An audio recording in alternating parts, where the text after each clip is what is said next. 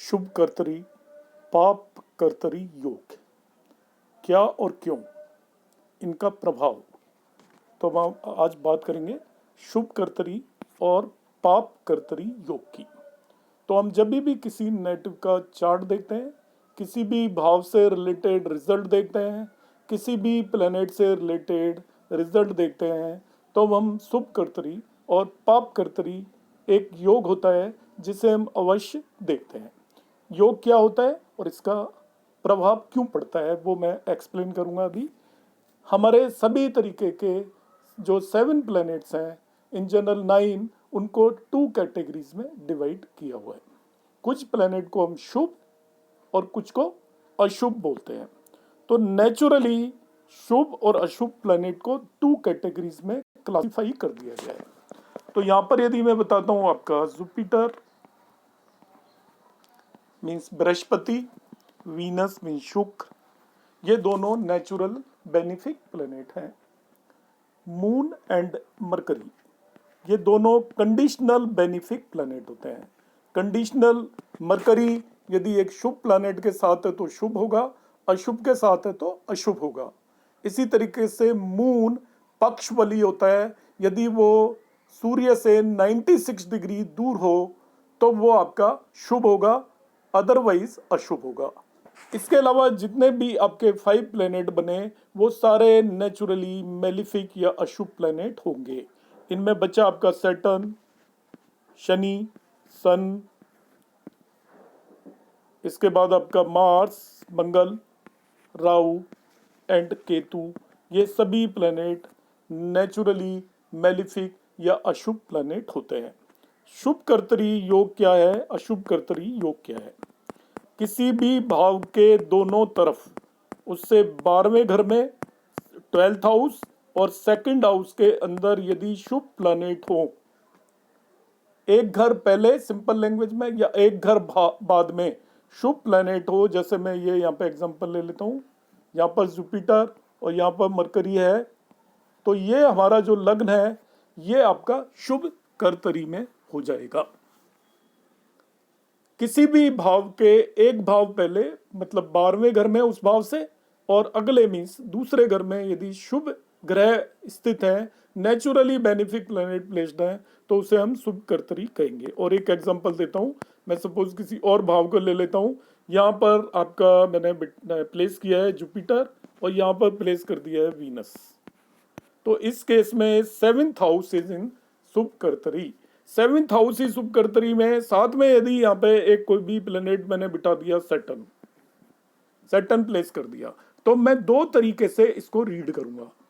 पहला तो मैं रीड करूंगा कि इसका 7th हाउस शुभ कर्तरी में है, और दूसरा रीड करूंगा कि सैटर्न इज ऑल्सो इन शुभ कर्तरी। तो जब भी कोई हाउस या प्लेनेट शुभ कर्तरी में होता है तो उसके रिजल्ट देने की कैपेसिटी मैनी टाइम्स इंक्रीज हो जाती है, वो भाव बहुत स्ट्रांग हो जाता है। इसी तरीके से मैं अब आपको एक्सप्लेन करूंगा पाप कर्तरी का मतलब, इसी हाउस को 7th हाउस को लेकर। यहाँ पर हमने मार्स को प्लेस कर दिया जो कि नेचुरली मेलिफिक या अशुभ प्लेनेट है, और यहाँ पर हमने सैटर्न को प्लेस कर दिया, वो भी नेचुरली मेलिफिक और अशुभ प्लेनेट है। और इस जगह पे मैंने सपोज वीनस को प्लेस कर दिया या किसी भी प्लेनेट को प्लेस कर दिया। अब हम इसे कहेंगे, क्योंकि आपका 7th हाउस के दोनों तरफ अशुभ प्लेनेट है, इसलिए 7th हाउस इज इन अशुभ कर्तरी। इसी तरीके से वीनस के दोनों तरफ भी आपके अशुभ प्लेनेट हैं, इसलिए हम कहेंगे वीनस इज ऑल्सो इन अशुभ कर्तरी। तो ये मैंने आपको शुभ और अशुभ कर्तरी का मतलब बताया।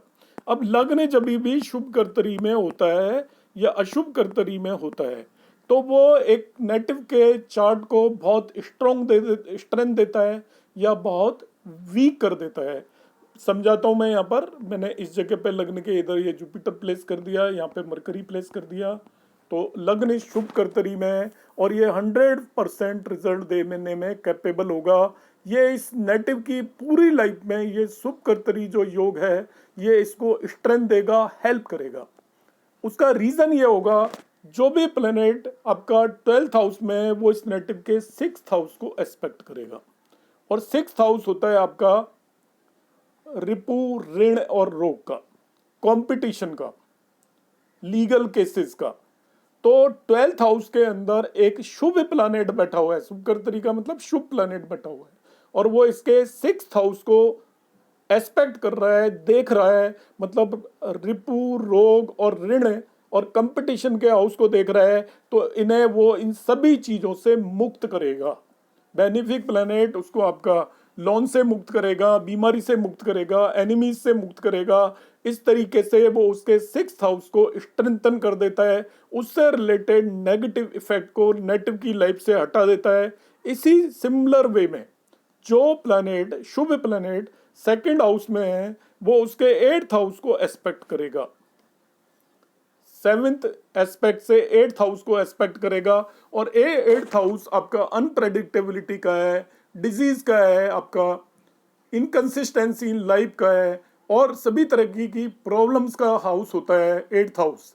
तो वो आपकी सभी तरह की प्रॉब्लम को रिमूव करेगा, क्योंकि उसको एक बेनिफिक प्लैनेट एस्पेक्ट कर रहा है। तो आपकी लाइफ में जो भी आपकी अनप्रेडिक्टेबिलिटी है, उस अनप्रेडिक्टेबिलिटी को, ग्रीफ को, आपका जो भी दुख, दर्द, सभी को आपका chronic disease, 8th house is also for chronic disease, लंबी बीमारियों से आपको मुक्त करेगा।